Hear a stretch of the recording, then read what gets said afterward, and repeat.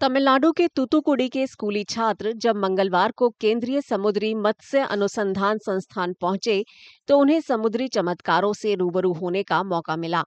संस्थान के 79वें स्थापना दिवस समारोह के हिस्से के रूप में आयोजित इस गाइडेड टूर के जरिए वे न सिर्फ समुद्री जिंदगी से रूबरू हुए, बल्कि उन्हें ऐसी चीजें देखने और जानने का मौका भी मिला जो उनके लिए एकदम नई थी। Our regional station, Thoothukudi station, also formed in 1947. So, to commemorate the 79th year of our foundation, we are celebrating with the open house. Today, all our laboratories, our hatcheries, farms, and laboratories are open to public, school children, colleges, and other general stakeholders to visit and learn about all our research activity which is going on in our institute.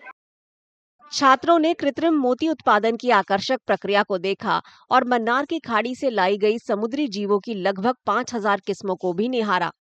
इनमें मछली की विभिन्न प्रजातियां, शंख, मूंगे और अन्य समुद्री जीव शामिल थे। மத்திய கடல் மீன்வள ஆராய்ச்சி நிறுவனம் 79வது தொடக்க விழாவை அவங்க கொண்டாடுறாங்க. அதனால பள்ளி கல்லூரிகள்ல இருந்து நாங்க இதை பார்க்க வந்திருந்தோம். அப்போ நாங்க எங்களுக்கு தெரியாத நிறைய மீன் வகைகளை கத்துக்கிட்டோம். அதாவது முத்துக்கள்ல வெள்ளை முத்துக்கள், கருப்பு முத்துக்கள்னு நிறைய வகை இருந்துச்சு. அதுல கருப்பு முத்துக்கள் தான் விலை உயர்ந்த முத்துக்கள்.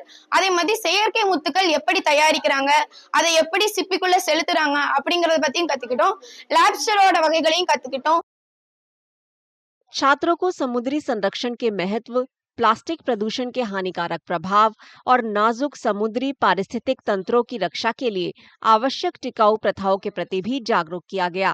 संस्थान ने देश भर से आए 30 से ज्यादा नाबार्ड प्रशिक्षुओं का भी स्वागत किया, जिन्होंने अनुसंधान पद्धतियों और समुद्री जैव विविधता अध्ययनों के बारे में जानकारी हासिल की।